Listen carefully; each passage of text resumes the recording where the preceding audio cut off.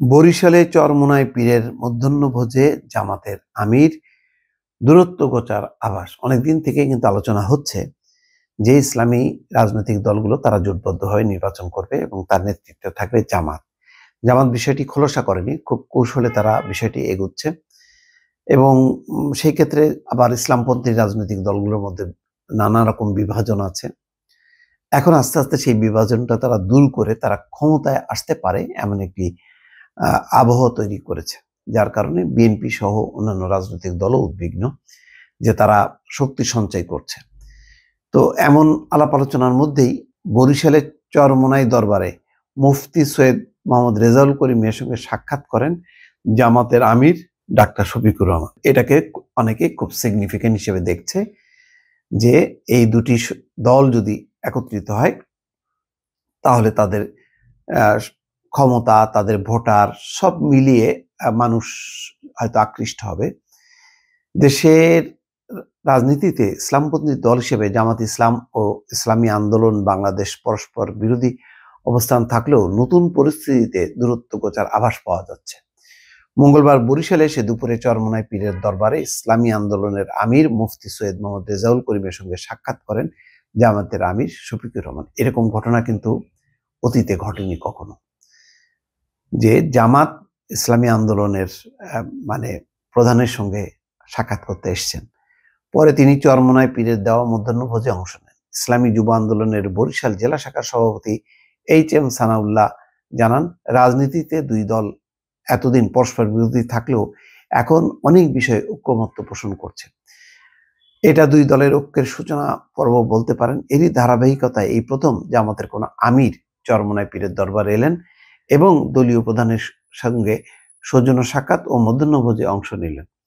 জামাতের কর্মী সম্মেলনে যোগ দিতে আজ সকালে বরিশালে আসেন দলটির আমির শফিকুর রহমান।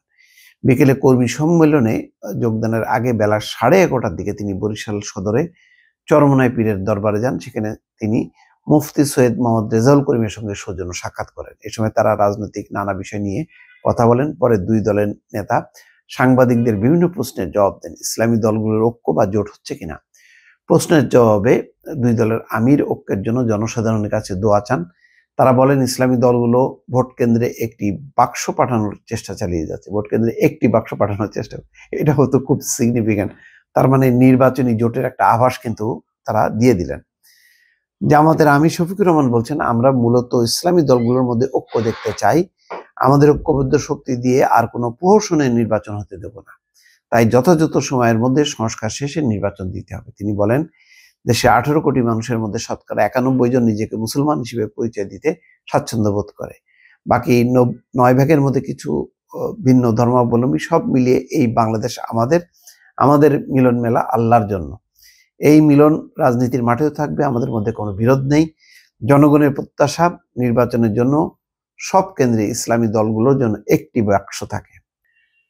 যাই হোক, এটা খুব গুরুত্বপূর্ণ বক্তব্য এবং যে আলোচনা রাজনীতিতে গুঞ্জন হচ্ছে সেটা যে আসলে সত্য প্রমাণিত হচ্ছে। এই বৈঠকটা খুব গুরুত্বপূর্ণ, কারণ অতীতে কখনো জামাত ইসলাম অন্য কোনো ইসলামী রাজনৈতিক দলকে জায়গা দেয়নি বা তাদেরকে স্বীকার করে নেয়নি। অর্থাৎ চরমোনাই পীরের যে ইসলামী আন্দোলনকে এক ধরনের স্বীকৃতি দেওয়ার মধ্য দিয়ে জামাত কিন্তু বেশ একটা বড়, তারা যে একটা বিগ ব্রাদার ইসলামী রাজনৈতিক দলগুলোর মধ্যে, সেই বড় ভাই সুলভ একটা আচরণটা দেখালেন অন্যদেরকে। তারা আস্তে আস্তে তাদের কাছাকাছি নিয়ে আসছে এবং এটি বলছেন যে ভোট কেন্দ্রে একটা বাক্স চাই। এটা খুব সিগনিফিকেন্ট কথা। দর্শক ভালো থাকবেন, আল্লাহ হাফেজ।